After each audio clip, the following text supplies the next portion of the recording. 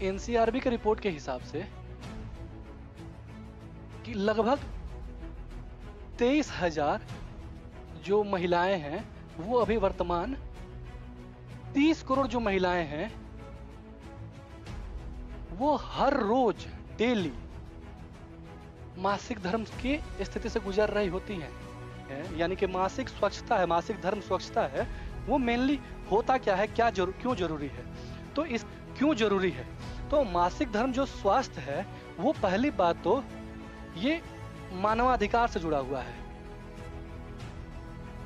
ना। वहीं शिक्षा का अधिकार 21(1) के अंतर्गत आ जाता है।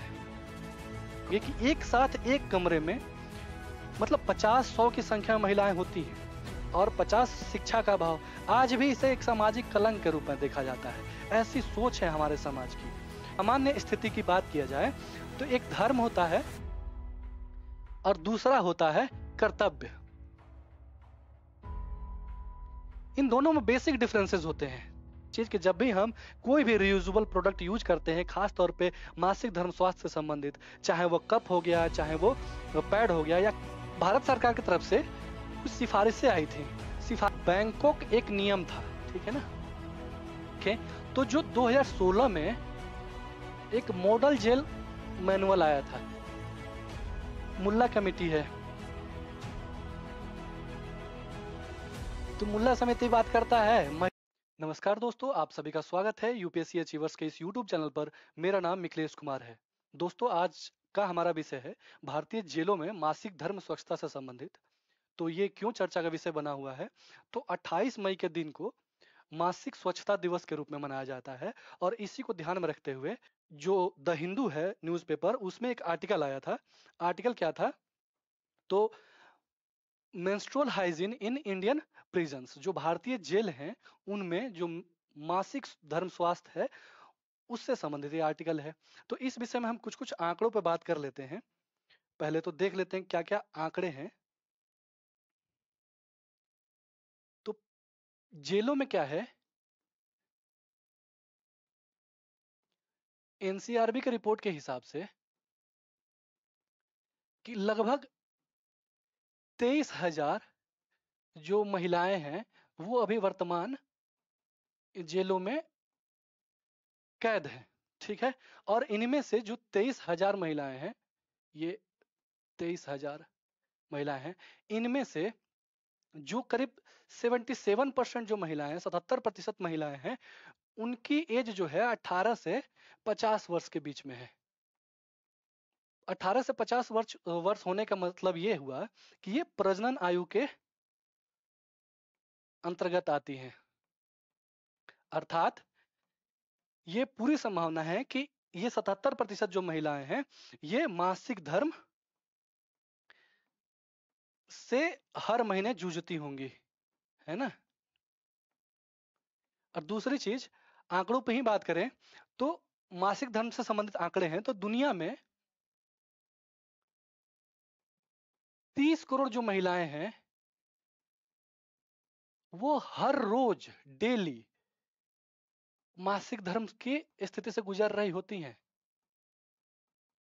वहीं 50 करोड़ महिलाएं ऐसी हैं, चाहे किशोरी हो चाहे महिलाएं हो, जिनको मासिक धर्म से संबंधित जो भी सामग्रियां होती हैं स्वच्छता की संबंधित, उससे वो अछूती हैं, अर्थात उन्हें उपलब्ध नहीं है।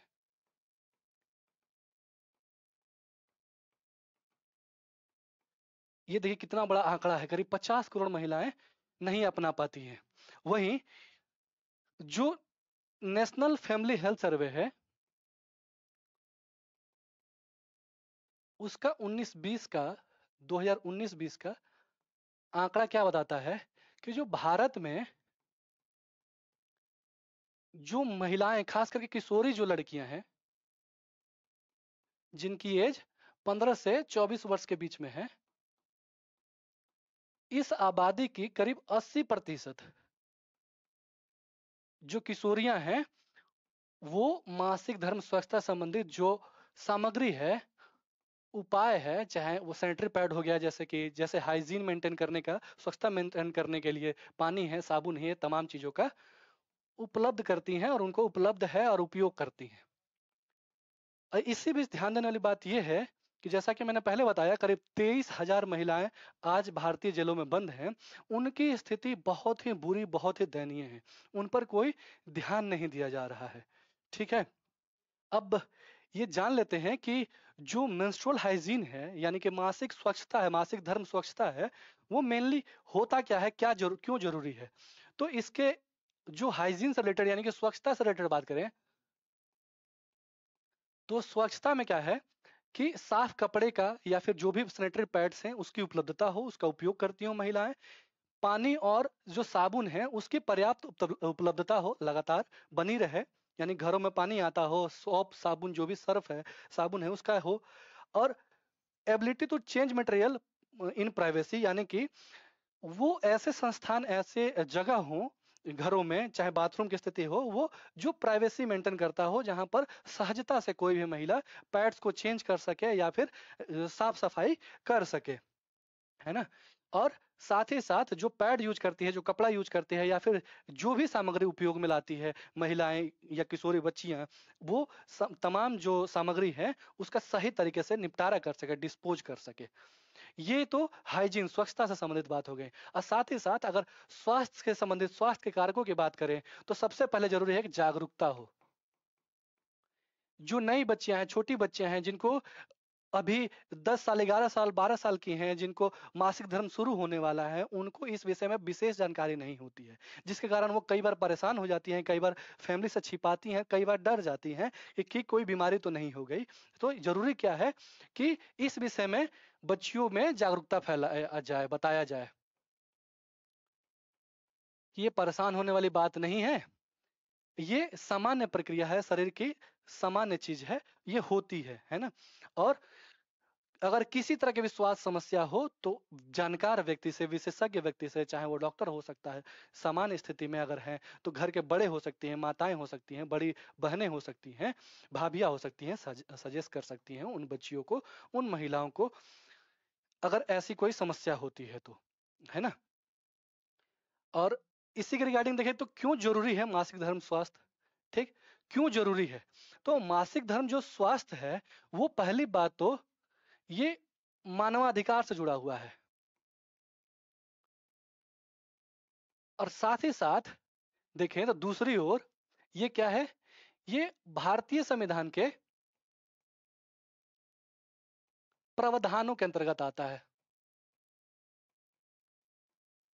कैसे, अब जोड़ते हैं, जैसे कि इसमें आ गया स्वच्छता का अधिकार,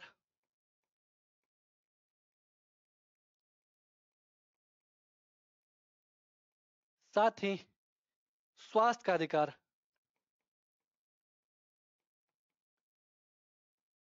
साथ ही साथ समानता का अधिकार, यानी कि जो भारतीय महिलाओं का जहां पर जेलों में कैद हैं, उनकी स्थिति पुरुषों के मुकाबले ज्यादा ही दयनीय है, ज्यादा ही बुरी है ना। शिक्षा का अधिकार, चूंकि जागरूकता की बात है, शिक्षा का अधिकार, जल की उपलब्धता की का अधिकार,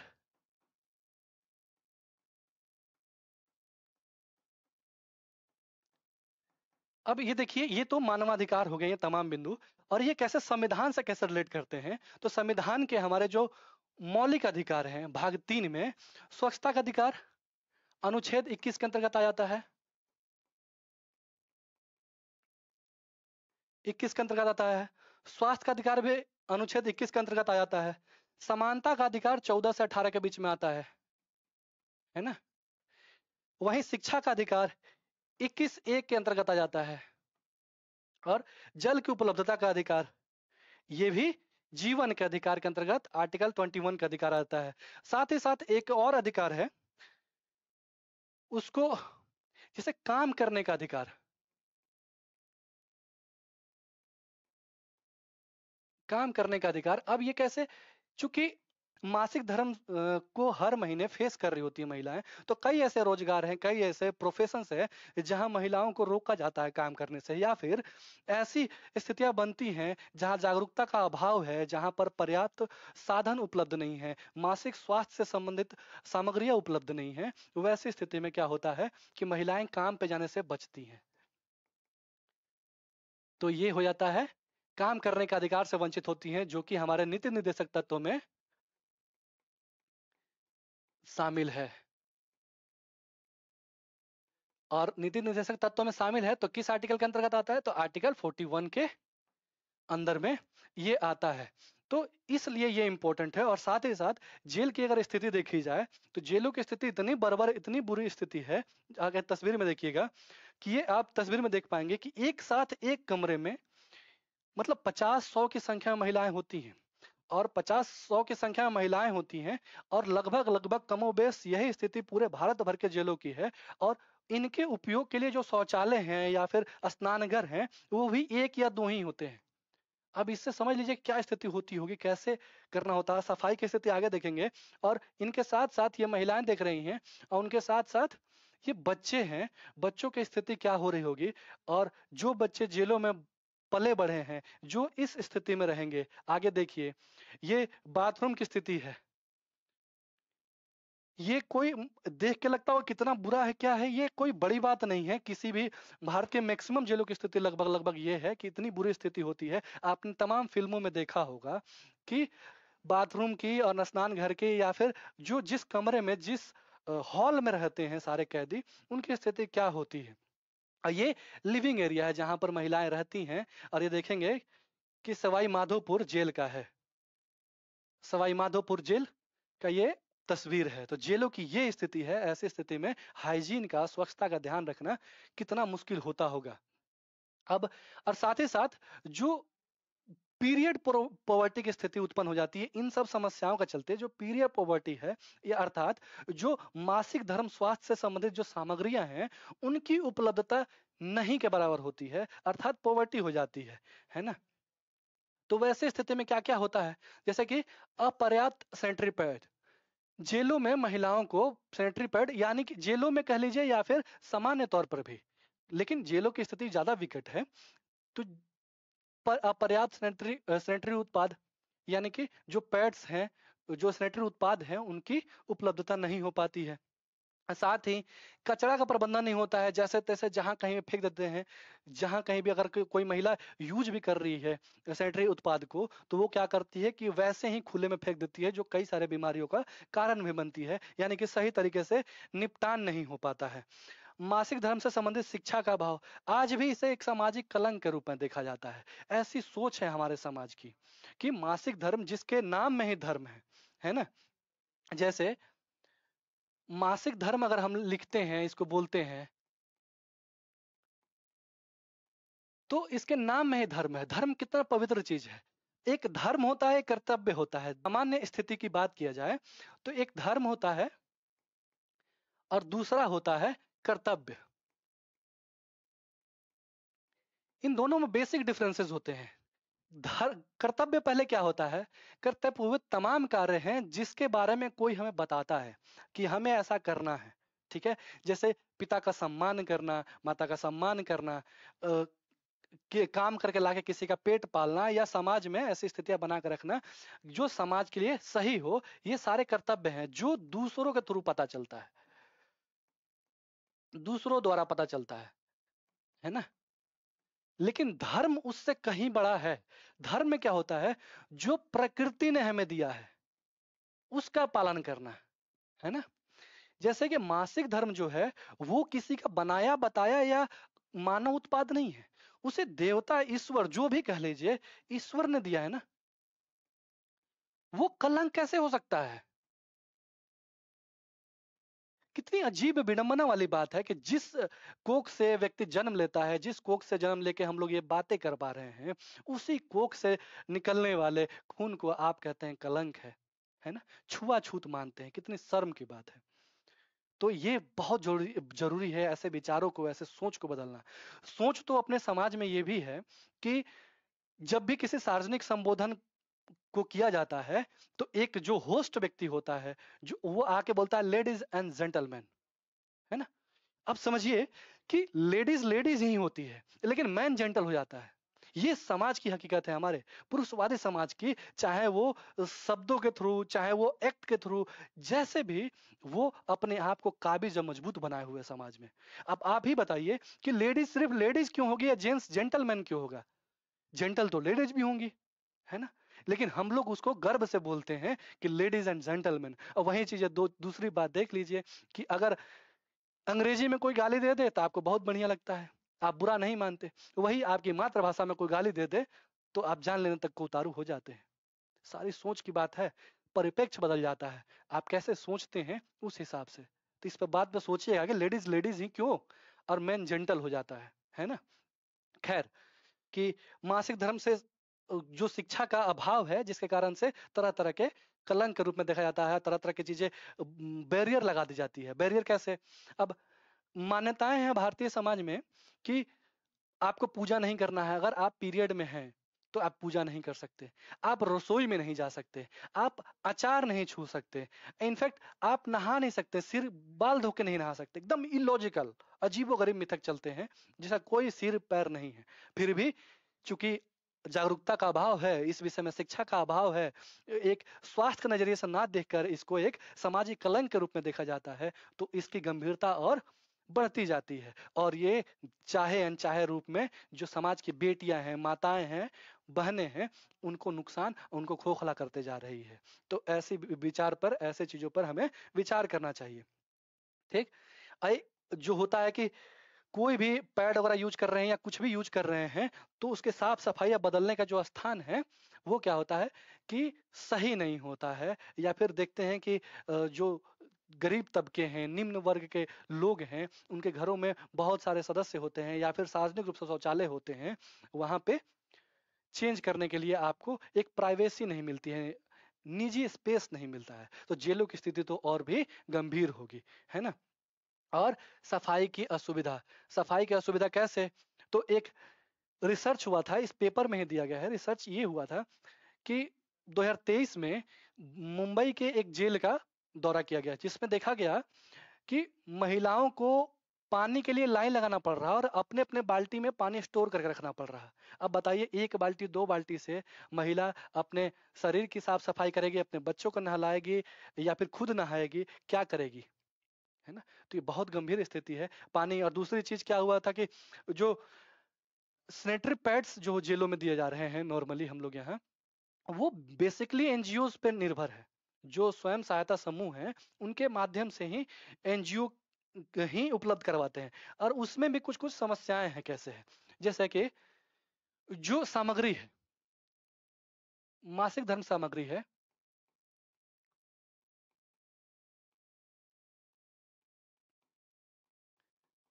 उसमें देखिए क्या क्या दिक्कतें क्या आ रही हैं। पहली बात तो कम है, मात्रा बहुत कम है, ठीक है। दूसरी चीज, गुणात्मक तौर पर भी कम है, क्वालिटी बहुत बुरा है,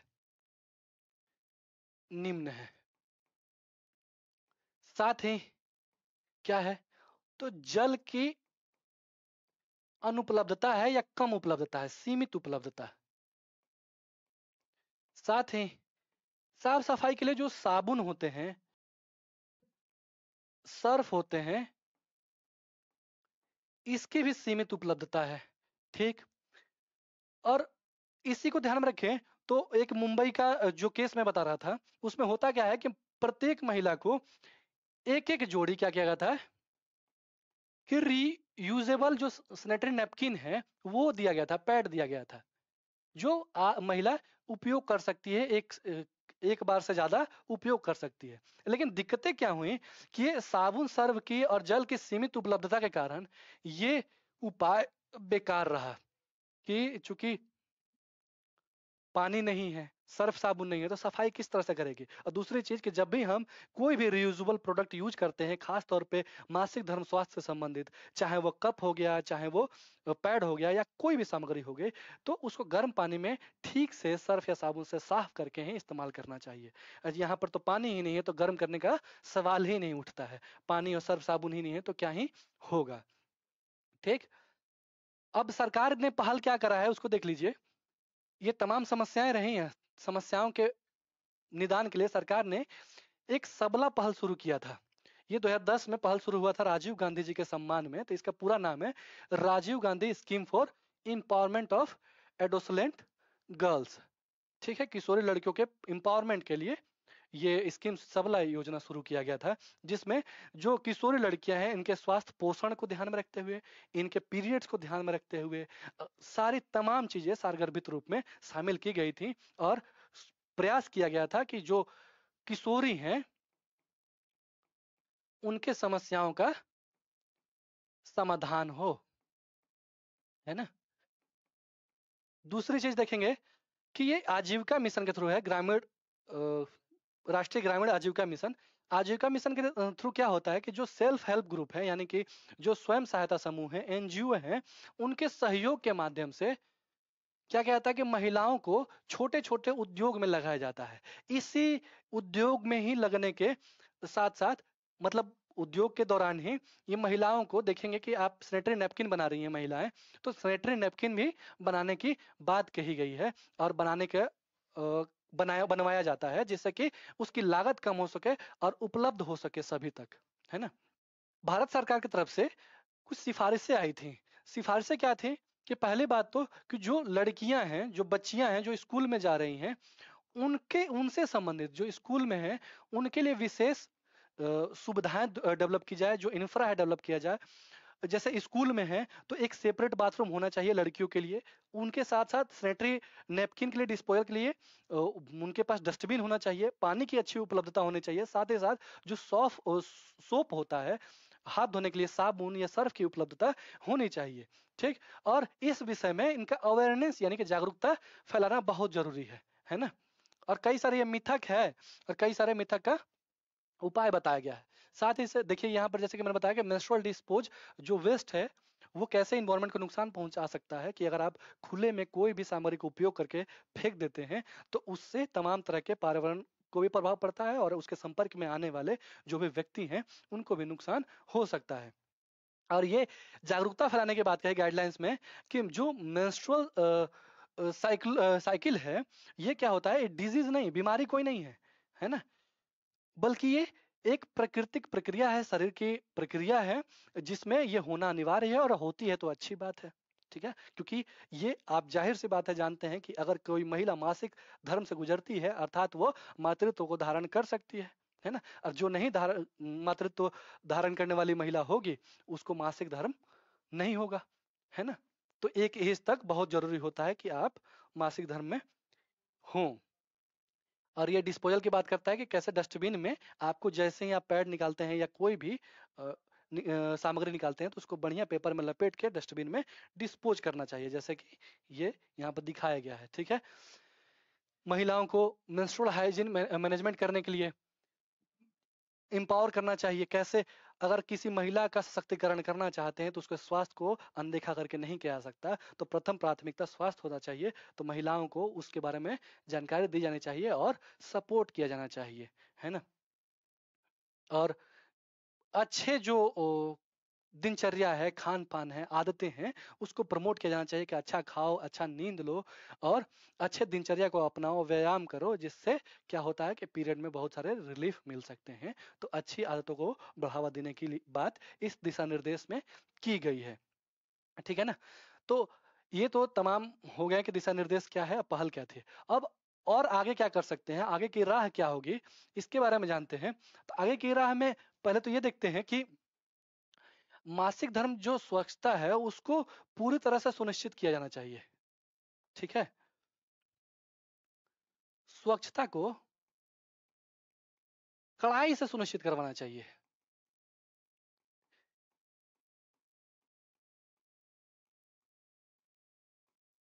अब कड़ाई से कैसे सुनिश्चित होगा, तो एक आप देखेंगे कि बैंकॉक एक नियम था, ठीक है ना, 2011 का, जिसमें 2011 का था एक, इसमें क्या था कि ये जितने भी महिलाएं प्रिजन में रह रही हैं, जेलों में रह रही हैं, है ना, उनसे कैसे पेश आना है, कैसे बर्ताव करना है। तो जेल अधिकारी हैं वो, जो विधि निर्माता है, नियम निर्माता है वो, और तमाम उनसे जितने भी भागीदार लोग हैं सबको ट्रेनिंग देने की बात की गई थी, है ना, ट्रेनिंग की बात की गई थी, और उनके साथ सही बर्ताव करने की बात की गई थी। उसके अलावा जो आधारभूत जरूरतें हैं, ऐसे स्थिति में जो जरूरतें होती हैं आधारभूत, उसको सुनिश्चित करने की बात की गई थी। तो सरकार चाहे तो भारत के जेलों में तमाम ये पॉइंट्स हैं बैंकॉक नियम से ले सकती है और लागू करवा सकती है ना। और उसके अलावा देखें तो जो 2016 में एक मॉडल जेल मैनुअल आया था,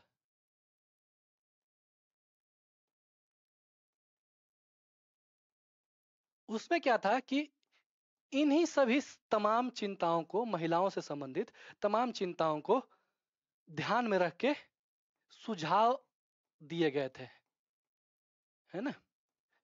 तो क्या हुआ है कि 2016 में आया है और आज तक भारत के मतलब तमाम जो जेल हैं किसी ने भी लागू नहीं किया है पूरी तरह से, है ना। तो इसको भी लागू करने का प्रयास या फिर लागू करना चाहिए, है ना। उसके अलावा क्या कर सकते हैं कि जो एनजीओज हैं, है ना, एनजीओज हैं, इनके साथ सहयोगात्मक रवैया अपनाया जा सकता है। कैसे? क्योंकि मैंने बताया कि एनजीओ के माध्यम से ही जो मटेरियल्स हैं, सामग्री है इससे रिलेटेड, पीरियड से रिलेटेड, वो एनजीओ उपलब्ध कराते हैं। तो इनके साथ सही सहयोग करके सरकार क्या कर सकती है, या जेल अथॉरिटी क्या कर सकती है, या जेल अथॉरिटी क्या कर सकता है कि क्वालिटी के साथ साथ यानी गुणात्मक वृद्धि के साथ साथ मात्रा पर भी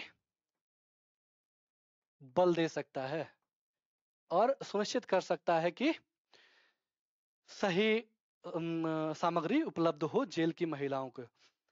और इसके अलावा कर सकते हैं कि जो सार्वजनिक स्वास्थ्य सुविधाएं है ना,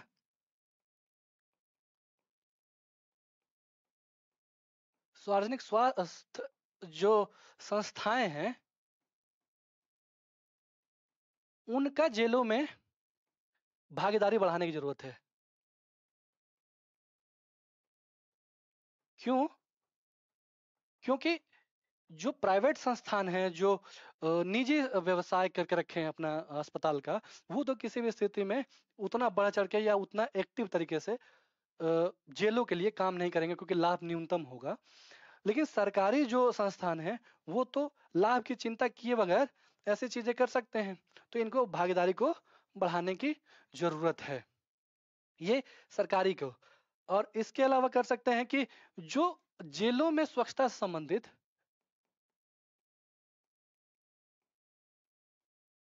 शोध करवाने की जरूरत है, ज्यादा से ज्यादा शोध करवाने की जरूरत है, जिससे कि ये एक रास्ता मिल सके कि मिनिमम हम जो इनपुट करें, मिनिमम संसाधनों का खर्च करते हुए मैक्सिमम आउटपुट ले सके और बेहतर सुविधाएं महिलाओं को उपलब्ध करवा सके।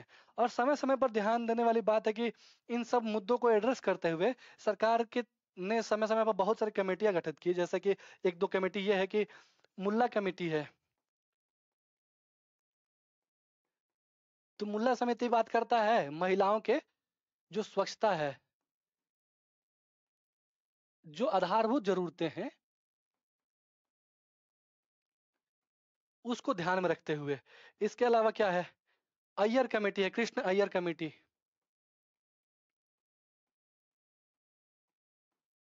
तो ये 2 कमेटियां हैं।